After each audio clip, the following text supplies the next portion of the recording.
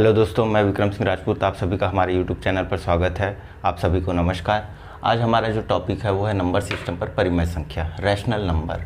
ठीक है, इंग्लिश में बोलते हैं इसको रैशनल नंबर। हमारा जो चैनल है वो CS, PDCL, CG Vyapam, ACF, CG PSC, food inspector, sub inspector और CG व्यापम के आगामी एग्ज़ाम्स जैसे पटवारी, RI, संयुक्त भर्ती परीक्षा, उनकी तैयारी कराते हैं। मैं आप लोगों से 2 मिनट बात करना चाहता हूं। मैं आप लोगों को बताना चाहता हूं कि हमारे जो चैनल है वो मैथ्स के पूरे सिलेबस को कवर कराएगा। ठीक है, और हम लोग सारे के सारे वीडियोस डेली अपडेट करेंगे। आप लोगों को डेली आप लोगों को एक वीडियो आप लोगों तक पहुंचाया जाएगा ताकि आप लोग अच्छे से तैयारी कर सकें। अगर आप लोगों को प्यार ज़्यादा मिला तो हम एक दिन में 2 वीडियो अपलोड करेंगे, और अगर बहुत ही ज़्यादा प्यार मिला तो एक दिन में हम लोग 3 वीडियो अपलोड करेंगे, जिससे आप लोगों को जल्दी से जल्दी सिलेबस कंप्लीट किया जा सके। ठीक है, तो इसके लिए बिल्कुल मत घबराइएगा कि हम लोग 2-4 वीडियो डाल करके रुक जाएंगे, ऐसा बिल्कुल भी नहीं है। हमारा मोटिव है कि आप लोगों को सिलेक्शन गणित में न रुके, गणित की वजह से न रुके। ठीक है, तो चलिए स्टार्ट करते हैं परिमेय संख्या।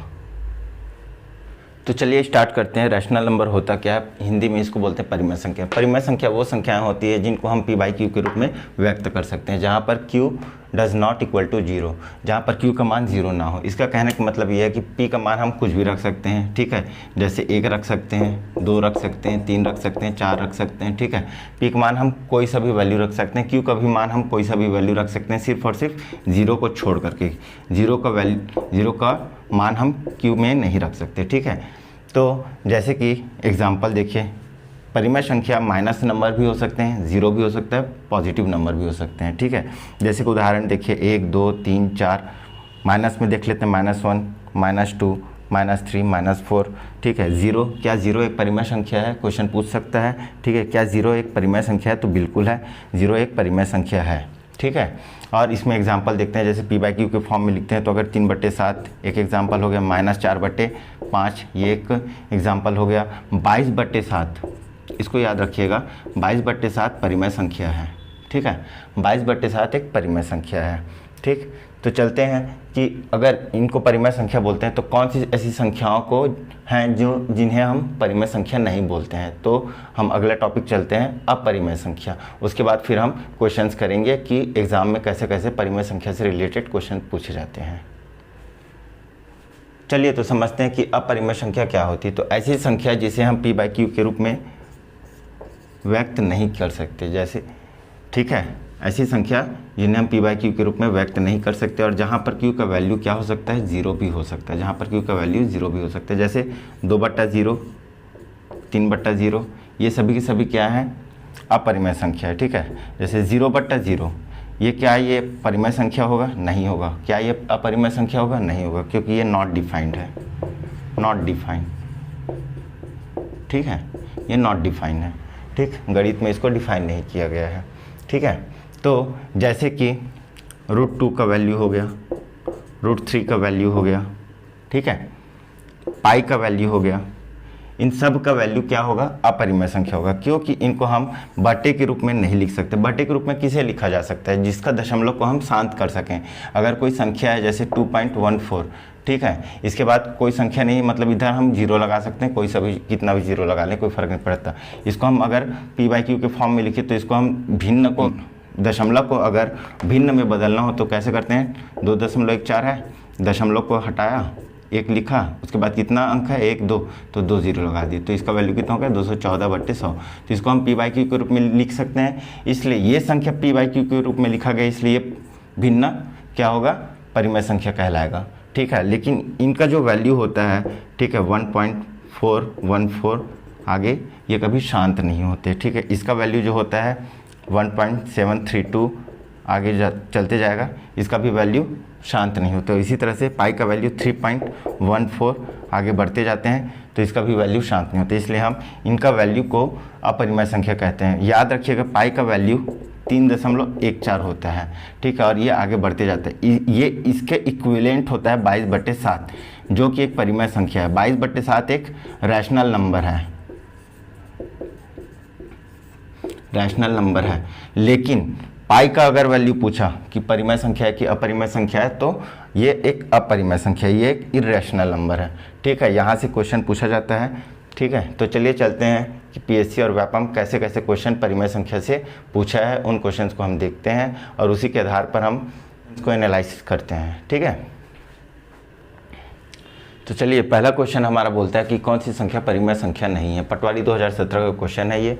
ठीक है, इसको सॉल्व करना पड़ेगा और हमें देखना पड़ेगा कि कोई संख्या जो अभाज्य संख्या है वो रूट में तो नहीं आ रहा है। अगर कोई रूट में आ रहा होगा तो वो क्या होगा, अपरिमेय संख्या होगा। ठीक है, तो सबसे पहला इसको ऑप्शन के थ्रू हमें चेक करना है। पहला ऑप्शन देखेंगे, इसको सॉल्व करेंगे। ठीक है, 8 लिखा है तो उसको हम क्या लिख सकते हैं, 2 की घात 3 लिख सकते हैं जी, गुणा 1/3 गुणा 2 की घात 1/2।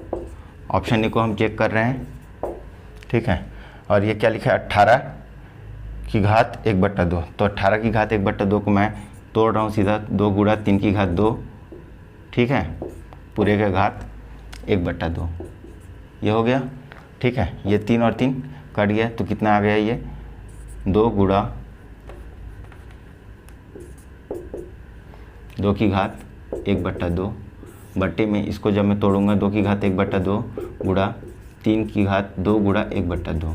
ठीक है, अब ये 2 की घात 1/2 और 2 की घात 1/2 कट गया, 2 और 2 ये कट गया, तो मेरे पास आंसर क्या है, 2/3। ये तो p/q के रूप में लिखा आ रहा है। ठीक है, तो हम कह सकते हैं कि ये संख्या जो है परिमेय संख्या है, इसलिए ये हमारा आंसर नहीं होगा। बात समझ में आया। ठीक है, अगर ये चीज़ आपको सॉल्व करने नहीं आ रहा है तो बिल्कुल घबराइएगा मत। अभी हम आगे चैप्टर में पढ़ेंगे घातांक एवं करनी, तब इस चीज़ को हम लोग समझेंगे। ठीक है, चलिए ऑप्शन बी को चेक करते हैं।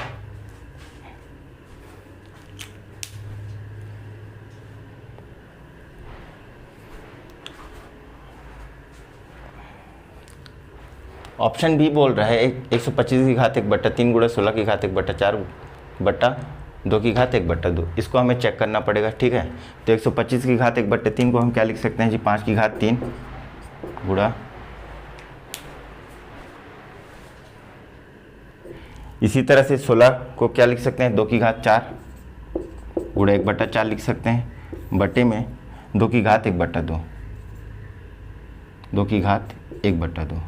ठीक है, तो इसका देखिए वैल्यू 3 और 3 कट गया, 4 और 4 कट गया, कितना है इधर, 5 गुणा 2 बटे 2 की घात 1/2। 2 की घात 1/2, जब भी घात में 1/2 लिखा रहता है तो इसका मतलब होता है वर्गमूल a। ठीक है, तो इसी तरह से ये हो जाएगा 10/√2। अब यहाँ पर देखिए √2 आ गया। √2 एक ऐसा संख्या है जो कि एक अपरिमेय संख्या है, और किसी भी संख्या के साथ अगर वो गुणा में हो चाहे भाग में हो, ठीक है, या फिर प्लस में हो या माइनस में हो, तो वो संख्या क्या कहलाएगी, अपरिमेय संख्या कहलाएगी। तो ये क्या हो गई, अपरिमेय संख्या हो गया संख्या। ठीक है, तो इस तरह से इसका आंसर क्या होगा, बी होगा। सी की बात अगर हम बात करें तो सी को चलिए चेक करते हैं। 2 की घात 1/2, इसको लिख सकता हूँ मैं 2 की घात 3 गुणा 1/2 और गुणा 2 की घात 3 गुणा 1/3। देखिए ये 3 3 कट गया। ठीक है, क्या बचा मेरे पास, 2 की घात 1/2 और ये 3/2 को मैं जोड़ दूंगा। ठीक है, और गुणा 2, इसको जब जोड़ूंगा, ठीक है, इसको जब जोड़ूंगा तो 2 की घात बटा 2, 3 और 1 4 गुणा 2, कितना आ गया मेरे पास आंसर, 2 की घात 2 गुणा 2। ठीक है, इस तरह से इसका आंसर आ गया 8। तो इस तरह से ये भी हमारा परिमेय संख्या हो रहा है, इसलिए इसका आंसर सी नहीं होगा, इसका आंसर बी होगा। बात समझ में आया। ऐसे ही क्वेश्चन घुमा घुमा करके पूछता है, ये सब बेसिक है, हम घातांक करनी में पढ़ेंगे। आप घबराइएगा मत कि सर आप ये कर क्या रहे हैं। ठीक है, ऐसा कुछ भी मत सोचिएगा। घातांक करनी हम लोग बहुत ही जल्दी स्टार्ट करने वाले हैं। ये नंबर सिस्टम कंप्लीट होने के बाद घातांक करनी और वर्गमूल ही हम लोग का अगला चैप्टर होगा। ठीक है, तो बात समझ में आया। क्वेश्चन का पैटर्न समझिए, परिमेय संख्या से कैसे क्वेश्चन पूछा जाता है। ठीक है, चलिए आगे बढ़ते हैं और क्या क्या क्वेश्चन पूछा गया है उसको हम देखते हैं।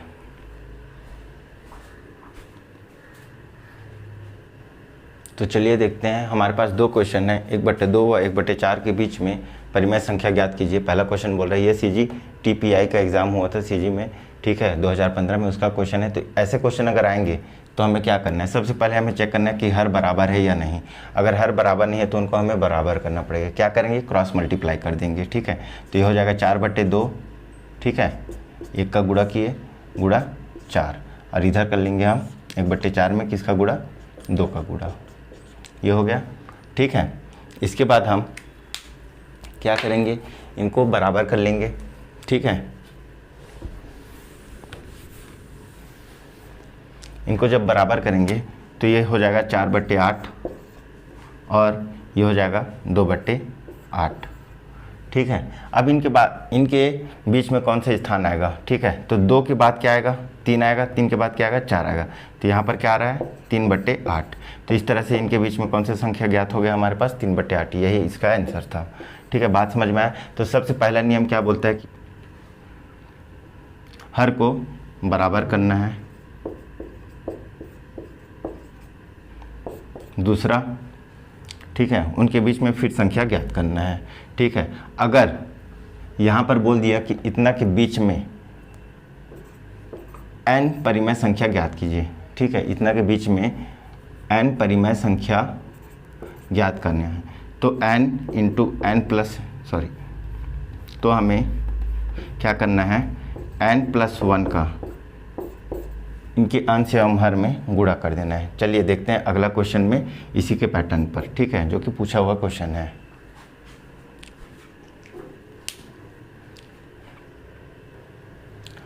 हमारा अगला क्वेश्चन बोल रहा है 1/3 और 1/5 के बीच में 5 परिमेय संख्या ज्ञात कीजिए। देखिए, तो सबसे पहले क्या ज्ञात करना है, क्या बोल रहा है, n परिमेय संख्या ज्ञात करना है। तो सबसे पहले हमारा काम क्या रहेगा, हर को, डिनोमिनेटर को क्या करना है, हर को बराबर करना है, बराबर करना है। तो हर को बराबर करने के लिए क्या करेंगे, दोनों को क्रॉस मल्टीप्लाई कर देंगे।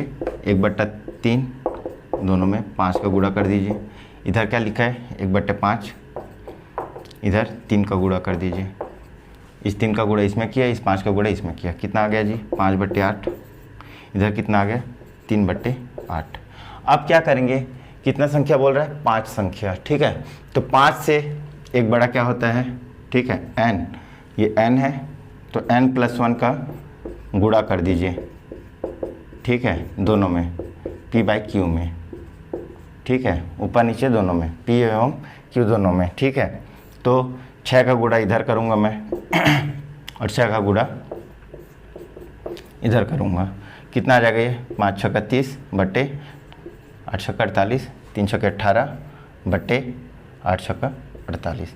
कितना अंक पूछ रहा है जी, अब हमसे बन जाएगा 18 के बाद क्या आता है, 19 आता है। इसी तरह से ये 20 आ जाएगा, 21 आ जाएगा, 22 आ जाएगा, कहाँ तक, 29 तक, ठीक है। 19/48, 20/48, 21/48, सो ऑन, ठीक है। तो यहाँ से हम कोई सा भी 5 परिमेय संख्या इनमें से निकाल सकते हैं, ठीक है, चाहे आप कोई सा भी निकाल लीजिए। 19/20 हो जाएगा, 19/48 होगा, 20/48 होगा, 21/48 होगा, 22/48 होगा, ठीक है, 23/48 होगा। इसी तरह से आप 24/48 भी ले सकते हैं, 25/48 भी ले सकते हैं, ठीक है। तो बात समझ में आया कि हमें परिमेय संख्या कैसे ज्ञात करते हैं, ठीक है। दो परिमेय संख्याओं के बीच का जो n परिमेय संख्या है वो कैसे ज्ञात किया जाता है, आपको समझ में आ गया होगा। चलिए एक क्वेश्चन और करते हैं।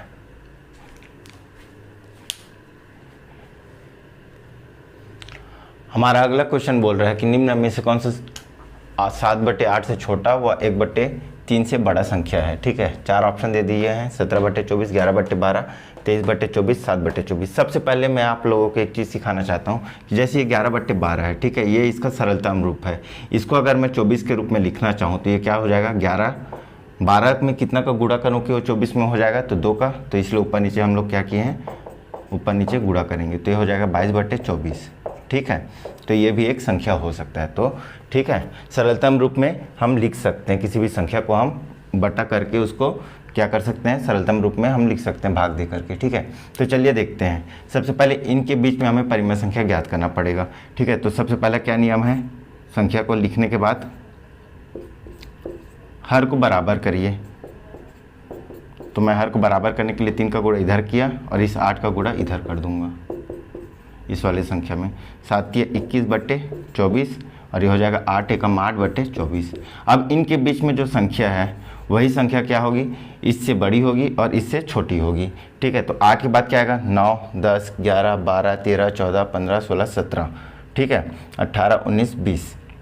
तो इनके बीच में कोई ऑप्शन में दिख रहा है क्या, देखिए 7 8 से छोटा है, ठीक है, 23 21 से बड़ा है, ठीक है, 11/12 को अगर मैं इस फॉर्म में लिखूं 22/24, ठीक है, तो 22 21 से बड़ा है, तो हमारे पास कौन सा आंसर आएगा, 17/24, यही हमारा आंसर होगा। ठीक है, तो सबसे पहले हमें अगर ऐसा ऑप्शन में देता है, ठीक है, तो आपको क्या करना है, इसको हर के इक्वल लेकर आना है। अगर ठीक है, ये साधारण रूप में भी लिख सकता है, जैसे अगर यहीं पर ये 17/24 ना दे करके अगर वो पूछ लेता 15/24 और इसी को ये काट देता, क्या 3 से भाग दे दीजिए, 3 पंचे 15, 3 अट्ठे 24, 5/8 अगर यहाँ पर ये ऑप्शन में दे देता 5/8, ठीक है, 17/24 की जगह लिख देता क्या 5/8, तब हम कंफ्यूज हो जाते, तब हम क्या आंसर लेते, तब इसका हमें किस फॉर्म में लिखना होता, 8 को 24 के फॉर्म में, ठीक है, और इसको फिर ये कितना आ जाता है 15/24। तो इस तरह से इसका आंसर हमारा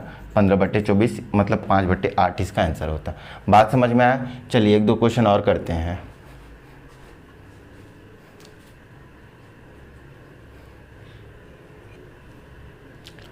चलिए हमारे पास अगला 2 क्वेश्चन है। एक क्वेश्चन सीजी टेट में पूछा है, एक क्वेश्चन सीजी एसआई 2011 में पूछा है। ठीक है, पहले के लिए ऑप्शन है ये, ठीक है, बोल रहा है कि निम्न में से कौन सी संख्या अपरिमेय है। ठीक है, 4 ऑप्शन दे दिए हैं। ऑप्शन ए में दे दिया है √16, ऑप्शन बी में √12, ऑप्शन सी में √9 और ऑप्शन डी में नन ऑफ दिस। तो हमारा परिमेय संख्या क्या बोलता है, जिसको हम p/q के फॉर्म में नहीं लिख सकते। तो √9 का मान कितना होता है जी, 3 होता है। इसी तरह से √16 का मान कितना होता है जी, 4 होता है। ठीक है, तो ये दोनों तो आंसर नहीं होंगे क्योंकि ये दोनों परिमेय संख्या है। √12 को हम क्या लिख सकते हैं, ठीक है, 4 गुणा 3, तो √4 का वैल्यू कितना होता है, 2 गुणा √3, इसका वैल्यू ये होगा। तो अभी हमने डिस्कस किया था कि किसी भी अपरिमेय संख्या को, ठीक है, किसी भी संख्या के साथ गुणा कर दीजिए तो भी वो क्या होगा, अपरिमेय संख्या होगा। ठीक है, तो इस तरह से इसका आंसर क्या होगा, बी आंसर आएगा। इसी तरह से चलिए ऑप्शन बी में दूसरा क्वेश्चन का ऑप्शन देखते हैं। ए का वैल्यू दे दिया है 3.3333333, इसको हम लोग गणितीय भाषा में 3.3 का बार लिखते हैं। ठीक है, तो जब भी बार वाला संख्या रहेगा तो इसको हम p/q के फॉर्म में कन्वर्ट कर सकते हैं। हम लोग जब दशमलव भिन्न पढ़ेंगे, फ्रैक्शन चैप्टर पढ़ेंगे, तो हम सीखेंगे कि भिन्नों को, ठीक है, फ्रैक्शंस को, बार वाली फ्रैक्शंस को हम कैसे भिन्न में बदलते हैं। ठीक है, तो ये तो परिमेय संख्या है तो इसलिए हमारा आंसर नहीं होगा। इसी तरह से ये देखिए 5.63 बार में लिखा है, तो इसको भी हम भिन्न में बदल सकते हैं, इसलिए इसका आंसर भी नहीं होगा। ये दोनों परिमेय संख्या कहलाएंगे। देखिए ये -√36, तो माइनस तो माइनस लिख लिए, 36 किसका वर्गमूल होता है, 6 का होता है, तो ये भी हमारा आंसर नहीं होगा। देखिए यहाँ पर -3/√2, √2 को चाहे, ठीक है, प्लस करे चाहे माइनस करे, चाहे गुणा करे चाहे भाग करे, अगर वो किसी संख्या के साथ में है तो वो अपरिमेय संख्या कहलाएगी। तो इसलिए ये आंसर हमारा होगा। ठीक है, ऑप्शन सी हमारा आंसर होगा। ठीक है, समझ में आया। ये बहुत ही इंपॉर्टेंट चैप्टर है और लगभग 2 से 3 एग्ज़ाम में पूछा जाता है। अगर आप लगातार 2-3 एग्ज़ाम देंगे तो एक न एक एग्ज़ाम में आपको परिमेय संख्या पर आधारित क्वेश्चंस मिलेंगे। ठीक है, इसी तरह के आप क्वेश्चंस सॉल्व कीजिएगा। आप याद रखिएगा इन चीज़ों को, ठीक है, कि ये दशमलव में जब बार में रहता है, ठीक है, तो ये परिमेय संख्या कहलाते हैं। ये भी परिमेय संख्या है। ठीक है, माइनस में भी रहता है अगर कोई संख्या तो वो भी परिमेय संख्या है। ठीक है, अगर तो चलिए चलते हैं हम अगले टॉपिक पे, हमारा कैलकुलेशन कैप्सूल की तरफ।